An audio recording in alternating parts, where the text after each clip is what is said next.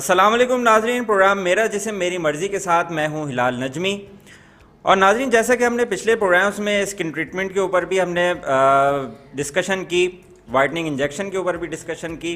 इसी तरह हम मुख्तलिफ़ टॉपिक्स के ऊपर हम बात करते रहेंगे। और जैसा कि आज भी हमारे साथ मौजूद हैं डॉक्टर आदिल आसिफ जैदी साहब, मुल्क के मशहूर व मारूफ प्लास्टिक सर्जन हैं और कंसल्टेंट एमडी प्लास्टिक सर्जरी से इनका ताल्लुक़ है। बहुत शुक्रिया डॉक्टर साहब, एक दफ़ा फिर अस्सलाम वालेकुम, कैसे हैं आप? वालेकुम अस्सलाम, मैं अल्हम्दुलिल्लाह बिल्कुल ठीक हूँ और उम्मीद है आप भी खैरियत से होंगे। बहुत शुक्रिया मुझे दोबारा से मदऊ करने के लिए। अच्छा डॉक्टर साहब, आज हम डिस्कशन करने जा रहे हैं ब्रेस्ट कैंसर के ऊपर। और जैसा कि नाज़रीन आपको पता है कि ना सिर्फ पाकिस्तान में बल्कि दीगर ममालिक में भी, अगर हम ये कहें कि बहुत तेज़ी के साथ फैल रहा है, जिसकी वजह से बहुत सारी ख़वातीन ख़ास तौर पे अगर हम बात करें तो बहुत ही परेशानी का सामना कर रही हैं। और आज हम इसी वजह से हम इस इशू के ऊपर हम बात कर रहे हैं। तो डॉक्टर साहब, अगर हम पहला हम सवाल करें कि अगर हम कंपैरिजन देखें और स्टेट्स की बात करें तो पाकिस्तान इस वक्त कहाँ स्टैंड कर रहा है? बिस्मिल्लाहिर्रहमानिर्रहीम। देखिए, ब्रेस्ट कैंसर जैसे आपने बताया कि सबसे ज़्यादा मोहलिक बीमारियों में से एक बीमारी है और अमेरिका में 1 आउट ऑफ 7 जो फीमेल्स हैं इनमें ये कैंसर की शरह है। पाकिस्तान के अंदर अगर आप देखते हैं तो उससे भी ज़्यादा है, दैट इज़ 1:5, यानी कि हर 5 में से एक खातून को कुछ ना कुछ ब्रेस्ट कैंसर की अलामात या तो अंदर चल रहा है या फिर अलामात ज़ाहिर हो चुकी हैं या इस तरह से इनके स्टार्ट्स हैं। तो बहुत ज़्यादा तेज़ी से फैलने वाली एक चीज़ है और जो कि पाकिस्तान में भी बढ़ रही है और अब इसको जो है मुख्तलिफ लेवल्स पे रिकग्नाइज भी किया जा रहा है। इसी तरह से आपने देखा कि अक्टूबर का महीना हम ब्रेस्ट कैंसर अवेयरनेस के लिए मनाते हैं, तो सब लोगों को आगाही दी जाती है कि इसको आपने जल्दी रिकग्नाइज करना है और इसकी कितनी ज़्यादा जो है वो इम्पोर्टेंस है। बिल्कुल सही कहा आपने कि आगाही का एक महीना भी बाकायदा मनाया जाता है अक्टूबर का। तो अगर हम आगाही की हम बात करें तो किन लोगों को हो सकता है कि ब्रेस्ट कैंसर, किन में ज़्यादा अलामात पाई जा सकती हैं या किस तरह से हो सकता है ये ज़्यादा? देखिए, ब्रेस्ट कैंसर बहुत यंग लोगों में भी होता है। मिसाल के तौर पे 13 साल से ज़्यादा उम्र की जो लड़कियां हैं इनमें भी अलामत होती हैं जो कि ऑल्दो कम होती हैं, मगर सबसे ज़्यादा जो ब्रेस्ट कैंसर होता है वो 40 अबव होता है। तभी इसमें जो स्क्रीनिंग के सारे टूल्स वगैरह हैं वो भी ज़्यादातर एम्फेसाइज उन्हीं पे किया जाता है कि मेमोग्राफी हो गई, जैसे अल्ट्रासाउंड हो गया और सीटी स्कैन है, इस तरह की ये चीज़ें जो है इस्तेमाल की जाती हैं। और इसकी अलामात ये होती हैं कि ये पेनलेस होता है और एक गिल्टी सी महसूस है। अब आपको नहीं पता कि वो गिल्टी आया कैंसर है या फिर वो एक बेज़रर सी गिल्टी है, क्योंकि वो भी उम्र के साथ साथ जैसे जैसे ब्रेस्ट डेवलपमेंट होती है तो लोगों में पाई जाती है। अब वो लोग जो कि ज़्यादा स्मोक करते हैं, ठीक है, और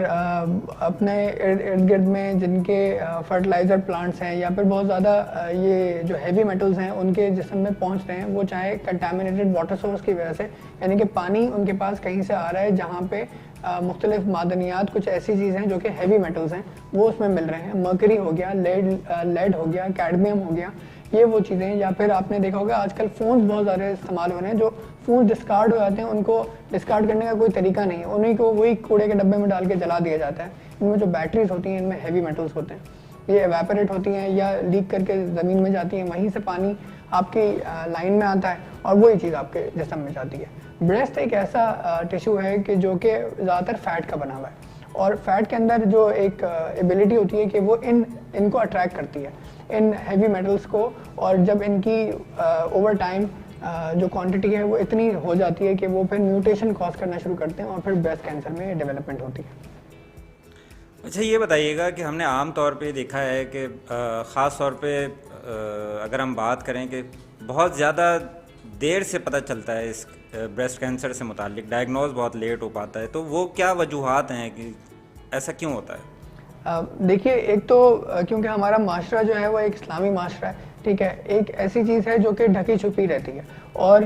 इस पे बात करते हुए भी लोग कतराते हैं। अब अल्लाह का शुक्र है कि जैसे जैसे लोगों में तालीम बढ़ी है, लोगों में अवेयरनेस आई है, तो लोग इस छोटी सी चीज़ को भी, या छोटी सी कोई गिल्टी भी हुई है तो उसको भी अर्ली रिकग्नाइज कर लेते हैं। एक बहुत ही आसान तरीका ये है कि कोई भी खातून, चाहे वो उम्र के समझ लें ये टीन ईयर्स में है या फिर 20s में, 30s में, 40s में या 50s में, ये खातून को इन खातून को किसी डॉक्टर के पास जाने की ज़रूरत नहीं होती है एट द इनिशियल स्टेजेस। आप नहाते हुए भी अपना मुआयना कर सकते हैं। इसको सेल्फ एग्जामिनेशन एक तरह से कहा जाता है, ठीक है। आप अपना खुद मुआयना करते हैं और आप खुद छाती को पैल्पेट करके मुआयना करके देख सकते हैं कि इसमें कोई ऐसी चीज़ तो नहीं है जो कि आउट ऑफ द ऑर्डिनरी है। जाहिर सी बात है, आपकी बॉडी है, आपको रोज़ाना अपनी बॉडी के बारे में पता है कि एक चीज़ भी आगे से पीछे कहाँ पे हुई है। और अगर आपको कोई गिल्टी या ऐसी कोई चीज़ आउट ऑफ द ऑर्डिनरी कुछ भी हो, वो कोई डिस्चार्ज हो सकता है, वो कोई हल्की सी सख्ती महसूस हो सकती है आपको, अगर ऐसा होता है तो आपने ज़रूर अपने डॉक्टर को जाके बताना है। यही चीज़ उन लोगों में ज़्यादा होती है जो कि स्मोकर्स होते हैं, वो ख़वातीन जिनको पीरियड्स बहुत जल्दी आना शुरू हो गए, या वो ख़वातीन जिनकी जो पहले बच्चे की पैदाइश हुई उस टाइम पे उन खातून की एज ज़्यादा थी, या फिर वो ख़वातीन जिन्होंने ब्रेस्ट फीडिंग नहीं कराई। और कुछ लोगों में अगर आपने ये देखा हो कि जी जीनोम्स भी, अब जीन पे भी टेस्टिंग हो जाती है, तो BRCA1 जीन एक है, इस तरह से और भी मुख्तलिफ जीन्स हैं जो कि आप टेस्ट करके चेक करके बता सकते हैं कि इन खातून में ब्रेस्ट कैंसर है या नहीं है, और अगर होने के चांसेस क्या हैं। ये सब चीज़ें अब नई जो जैसे जैसे साइंस ने तरक्की की है तो हम ये सब कुछ बता सकते हैं। ठीक है, अभी आपने जैसे कि अपनी गुफ्तगू के दौरान बताया गिल्टियाँ हो जाती हैं, और ज़्यादातर यही शिकायत होती है कि गिल्टियाँ हो गई, तो क्या यही गिल्टियाँ जो हैं वो आगे चल के कैंसर की वजह बनती है, या ये गिल्टियाँ कुछ और चीज़ है, क्या है ये? तमाम गिल्टियाँ कैंसर नहीं होती, ठीक है, और सारे कैंसर जो हैं वो गिल्टियों से नहीं शुरू होते, तो ये चीज़ ज़हन में रखने की बात है। ऑल्दो अगर आपको लग रहा है कि आपके ब्रेस्ट के अंदर कोई ऐसी गदूद या ऐसी कोई गिल्टी टाइप चीज़ महसूस हो रही है, ठीक है, तो वो बेज़रर गिल्टी भी हो सकती है, मगर एक है वो भी ऐसी नहीं है कि जो कि पेन नहीं कर रही।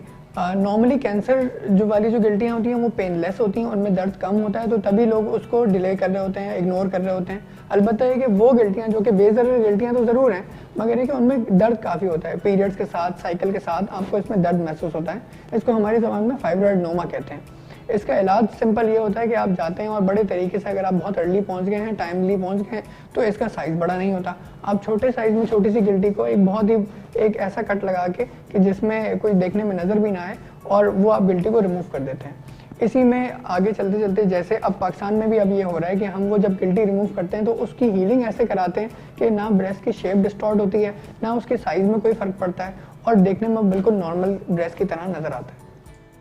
अच्छा, यहाँ पे डॉक्टर साहब एक थोड़ा सा हम रैंडम अगर हम चलें अपने डिस्कशन में, कि अभी अगर हम बात करें ब्रेस्ट फीडिंग के हवाले से, कि जैसे अभी हमारे प्रोग्राम से पहले भी आपसे बात हो रही थी कि हमने ये भी देखा है कि आजकल ख़वातीन जो हैं वो ब्रेस्ट फीडिंग नहीं कर रही हैं छोटे बच्चों को, और जैसे कि आपने बताया ये भी एक, क्या ऐसा मुमकिन है, क्या ये भी एक वजह है? बिल्कुल वजह है, और ब्रेस्ट फीडिंग के जहाँ पे इतने सारे फ़वाइद हैं वहाँ पे उसको ना कराने के फिर नुकसान भी हैं। अगर आपने ब्रेस्ट फीड नहीं कराया अपने बच्चे को, तो आप अपने जो ब्रेस्ट हैं उनको आप टूवर्ड्स कैंसर की तरफ जो है मोर प्रोन कर देते हैं, यानी कि उसमें chances of getting breast cancer ज़्यादा हो जाता है। इसी तरह से जहाँ पे आप अपने बच्चे को फीड कराते हैं, तो नॉट जस्ट कि आप उसको एक ग़िज़ाइयत दे रहे होते हैं, बल्कि माँ और बच्चे का आपस में ताल्लुक भी क्रिएट हो रहा होता है। इसको हम अपनी ज़बान में बॉन्डिंग या इम्प्रिंटिंग कहते हैं। तो 2 साल जैसे इस्लामिकली भी है कि जी आपने 2 साल बच्चों को फीड कराना है, मेडिकल वाइज भी यही चीज़ है कि आप बच्चे को कम से कम 2 ईयर्स फीड कराएंगे, और इससे फ़ायदा बहुत होता है कि वो खातून अब आने वाले टाइम में, अगर फ़र्ज़ करें कि उनके पास जीन भी मौजूद है कैंसर की, वो अपने आप को अगर शरह को देखा जाए कि उनकी कैंसर होने की शरह क्या है, तो वो अपने चांसेस कम कर लेती हैं ब्रेस्ट कैंसर होने के, तो बहुत फ़ायदेमंद है। बहुत अहम बात आपने बताई है, और यकीनन जो लोग सुन रहे होंगे, ख़ास तौर पे जो ख़वातीन जो सुन रही हैं, तो यकीनन अब अगर इस्लामिक पॉइंट ऑफ व्यू से भी अगर हमने बात की, जैसे उन्होंने कहा कि 2 साल तक प्लान चाहिए, तो यकीनन यही वो वजूहात है जिसकी वजह से हमें इस्लाम भी यही बता रहा है। और बच्चों की जो आजकल हम ये भी देख रहे हैं कि जो अपने माँ बाप से या ख़ास तौर पे अपनी माँ से वो बॉन्डिंग नहीं होती कि जैसे कि पहले हुआ करती थी। खैर बहरहाल हम आगे बढ़ते हैं, हम अपने टॉपिक पे ही रहते हैं कि कैंसर के इलाज किस हद तक मुमकिन है, ब्रेस्ट कैंसर का इलाज मुमकिन है या नहीं, या क्या रेशो है उसका? देखिए, ब्रेस्ट कैंसर का इलाज बिल्कुल मुमकिन है। ज़रूरत इस बात की है कि आप अर्ली प्रेजेंट करें। बहुत सारे लोग जो बड़े इदारों से इसलिए खफा होते हैं कि वहाँ पे जब ये पहुँचते हैं तो उन इदारों ने भी अपने कुछ क्राइटेरिया बनाए हुए हैं पेशेंट्स को लेने के या रिफ्यूज़ करने के, और बहुत सारे लोग इस पे फिर खफा ये होते हैं कि जी हम तो लेके गए थे मगर उन्होंने रिफ्यूज़ कर दिया। द रीज़न इज़ कि इदारे की जो रिसोर्सेज हैं वो कम है। इसका इलाज आप सबको पता है कि बहुत महंगा इलाज है, इसको प्राइवेटली कराना आम बंदे की पहुंच से ऊपर है। अब ऐसे में अगर कोई एनजीओ या फिर कोई इदारा उसको अपने बेसिस पे कुछ ना कुछ पार्शल पेमेंट लेके भी इलाज कर रहा है, तो वो भी कोशिश करेगा कि उन लोगों का इलाज करे कि जिनके इलाज में फिर उनको फ़ायदा हो सके। मरीज़ की बात कर रहा हूँ, इदारे की बात नहीं कर रहा, कि मरीज़ को फ़ायदा हो और मरीज़ सेहतियाब होकर वापस से अपनी नॉर्मल लाइफ में जा सके। अगर आप बहुत लेट प्रेजेंट करेंगे तो ऐसी सूरत में जो चांसेस ऑफ सर्वाइवल भी कम हो जाते हैं और फिर उस मरीज़ की जो अजियत है उसमें भी इजाफा हो जाता है। तो बेहतर ही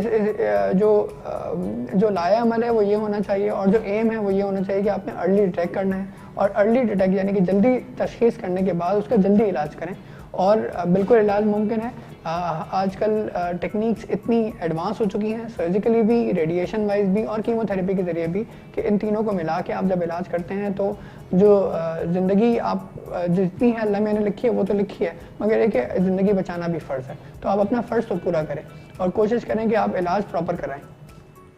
अच्छा, एक बड़ी अहम चीज़ ये है कि ख़वातीन बड़ी फ़िक्रमंद हो जाती हैं जब अगर कोई इस तरह की सूरत हाल क्रिएट होती है, तो ख़ास तौर पे जानना चाहेंगे कि कैंसर के बाद क्या छाती को निकालना ज़रूरी है या सिर्फ जो मुतासरा हिस्सा है क्या उसका ट्रीटमेंट काफ़ी है, क्या कहेंगे? देखिए, एक खातून के लिए जो ब्रेस्ट है वो उनकी एक नस्वानियत का पार्ट है। ये ऐसी चीज़ है कि जो कि आपने अगर एक खातून से हटा दी या रिमूव कर दी तो वो अपने आप को इनकम्प्लीट महसूस करती है। ऐसा ना होने दिया जाए और कोई ऐसा तरीका डेवलप किया जाए कि जिसके ज़रिए हम उस ब्रेस्ट को, जो नॉर्मल आपका नेचुरल ब्रेस्ट है, उसको प्रिजर्व कर लें और सिर्फ कैंसर ज़्यादा टुकड़े को हम निकाल दें, तो उसको कहते हैं ब्रेस्ट कंजर्वेशन थेरेपी। ये ब्रेस्ट कंजर्वेशन थेरेपी एक तरह से सर्जरी ही है, मगर एक सर्जरी की भी टेक्निक्स हैं। उन टेक्निक्स में आप जाके बहुत सेफली उस सिर्फ हिस्से को निकाल पाते हैं और ये भी उस सूरत में मुमकिन है कि अगर आप स्टेज 1, स्टेज 2 के अंदर या कुछ केसेस में स्टेज 3 में भी आप जो है वो उस कैंसर को आइडेंटिफाई कर लेते हैं और ट्रीट कर लेते हैं। कहते हैं कि अगर आपने जब ब्रेस्ट कैंसर तशखीस किया उसके 8 हफ्ते के अंदर अंदर आपने ऑपरेट भी कर दिया तो ज़िंदा रहने के और बाकी वापस नॉर्मल लाइफ में जाने की शरह बहुत ज़्यादा बढ़ जाती है और फिर आप बिल्कुल नॉर्मल के ज़रिए के जैसे अपनी ज़िंदगी गुजार सकते हैं। और इसी में ये ब्रेस्ट BCT इसको कहते हैं, वो काम में आती है। और ये अगर आप सही टाइम पे करवा लें तो फ़ायदा ये होता है कि जी ब्रेस्ट की शेप भी डिस्टॉर्ट नहीं होती और वो देखने में भी सही लगते हैं और वो बाकी मुख्तलिफ काम भी कर सकती है उससे। जैसे फॉर एग्जांपल नेक्स्ट बेबी जब हुआ उसका तो ब्रेस्ट फीडिंग भी करा सकेगी, बजाय इसके कि आप पूरा ब्रेस्ट रिमूव करें, आप ये चीज़ भी कर सकते हैं। कुछ सिलेक्टेड केसेस में ये किया जाता है, मगर बहुत एडवांस केसेस में पूरा ब्रेस्ट निकाल दिया जाता है। अच्छा, ये बताइएगा कि क्या ये कैंसर जो है वो मज़ीद जिस्म के हिस्सों में भी फैल सकता है क्या? कैंसर या ब्रेस्ट कैंसर या किसी भी किस्म का जो एडवांस एग्रेसिव कैंसर्स होते हैं, ये लोकली एडवांस कैंसर भी कहलाते हैं और इनमें ऐसी टाइप्स भी होती हैं जो कि ब्रेस्ट कैंसर की अगर हम बात करें तो वो ना कि सिर्फ लंग्स में, ब्रेन के अंदर, हड्डियों में और लिवर के अंदर भी फैल सकती हैं। तो अगर आपने इसको सही तशखीस नहीं किया तो ये बड़े आराम से मुख्तलिफ जगहों पे फैल सकता है और जितना फैला हुआ ब्रेस्ट कैंसर को इलाज करना मुश्किल होता है, समझ लें उतना ही आसान जो है एक ऐसा कैंसर जो कि सिर्फ अभी ब्रेस्ट में मौजूद है, इतना फ़र्क है। तो अगर आपने अर्ली डिटेक्ट किया तो आप उसको बहुत आराम से जल्दी ट्रीट कर सकते हैं। कंपैरेटिवली सब जगह फैले हुए कैंसर को फिर ट्रीट करना बड़ा मुश्किल हो जाता है। अच्छा, हम बात ज़्यादातर करते हैं सिर्फ ख़वातीन की कि ब्रेस्ट कैंसर से मुतालिक अगर जब जिक्र होता है तो सिर्फ ख़वातीन का, तो क्या मर्दों में भी कोई एलिमेंट है कि मर्दों में भी कोई ब्रेस्ट कैंसर हो सकता है, क्या कहेंगे? बिल्कुल, ऑल्दो मेल्स के अंदर एज सच ब्रेस्ट डेवलपमेंट होती नहीं, मगर निपल और जो वो एरिया है जो कि आपका मसल के आगे है वो तकरीबन वैसा ही है। इसमें फ़ैट इतना नहीं है, इसमें ब्रेस्ट इतना नहीं है, टिश्यू नहीं है, मगर यहाँ पे भी आपको ब्रेस्ट कैंसर होने के चांसेस होते हैं। ऑल्दो फीमेल से कम होते हैं, मगर ये कि बिल्कुल ज़रूर होते हैं। आपने कुछ ऐसे मेल पेशेंट भी देखे जिनको ब्रेस्ट डेवलपमेंट हो गई, अब वो गायनेकोमेस्टिया जैसी है या बहुत ही रूडिमेंट्री यानी कि बिल्कुल इनिशियल स्टेजेस जैसे ब्रेस्ट उनके बने हुए, वो कुछ दवाइयों से हो गए या कुछ खुराक की वजह से हो गए या फिर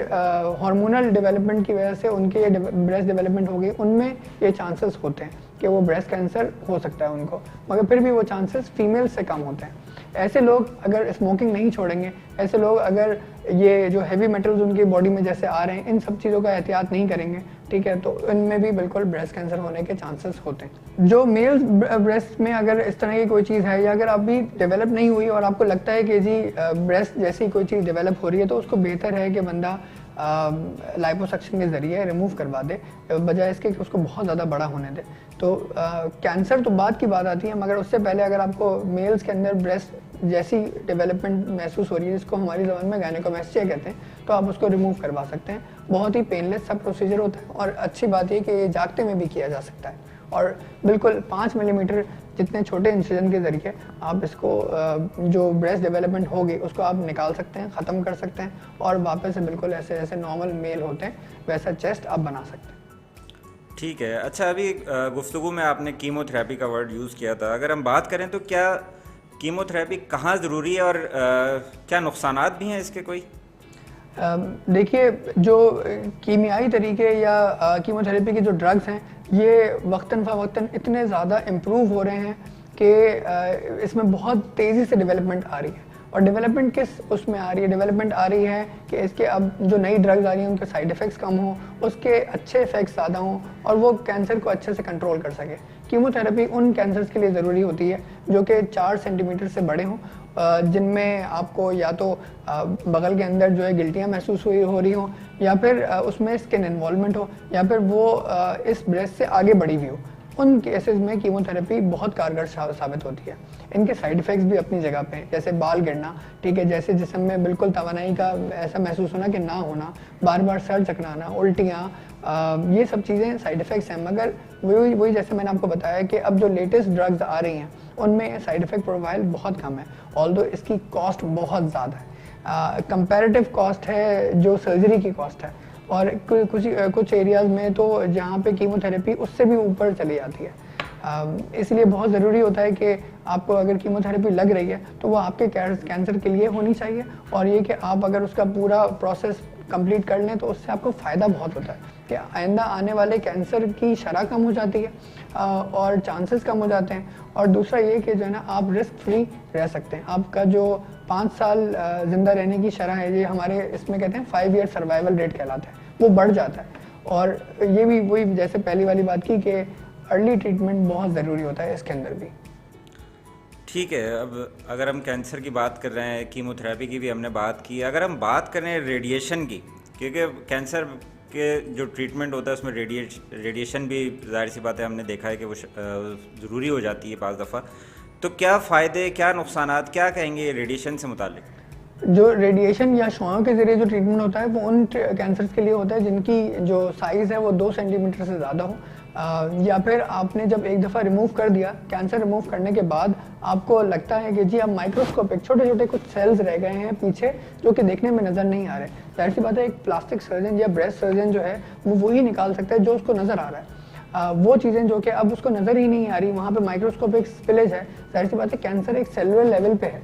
और वो उन चीज़ों को साफ़ करने के लिए आप रेडिएशन का सहारा लेते हैं। और रेडिएशन जब लगती है तो लगने से फ़ायदा ये होता है कि जी आपके ये जो माइक्रोस्कोपिक डिपॉजिट्स होते हैं ये सब क्लियर हो जाते हैं। और जहाँ पे नुकसान है वो बिल्कुल है कि पहले ये होता था कि जी पूरे रीजन को आप रेडिएट करते थे, तो उससे ना कि सिर्फ ब्रेस्ट वाला एरिया या जो कैंसर ज़्यादा एरिया वो मुतासर होता था, बल्कि जो नॉर्मल टिश्यू है वो भी काफ़ी ज़्यादा जो है वो उसकी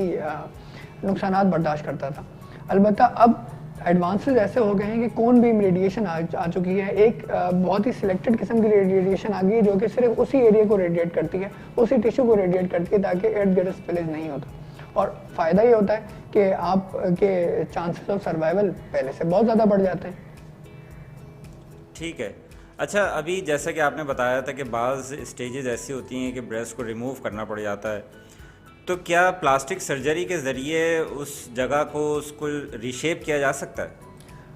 बिल्कुल ऐसा ही है। आप प्लास्टिक सर्जरी के ज़रिए जो रिमूवेबल टिश्यू है उसको आपने दूसरे साइड का ब्रेस्ट का वॉल्यूम देखा, उसकी शेप देखी, और उसी तरह से आपने आप ही के जिस्म से एक टिश्यू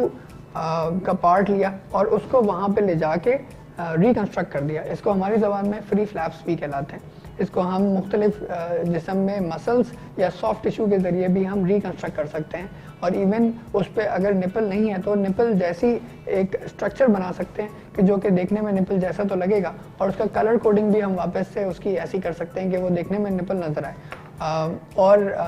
मतलब आप जब दोनों को कंपेयर करेंगे तो आपको देखने में फ़र्क नज़र नहीं आएगा कि कौन सा ब्रेस्ट असल है और कौन सा नहीं है, क्योंकि इतना करीब करीब हम जो है वो प्लास्टिक सर्जरी कर देते हैं। इसी में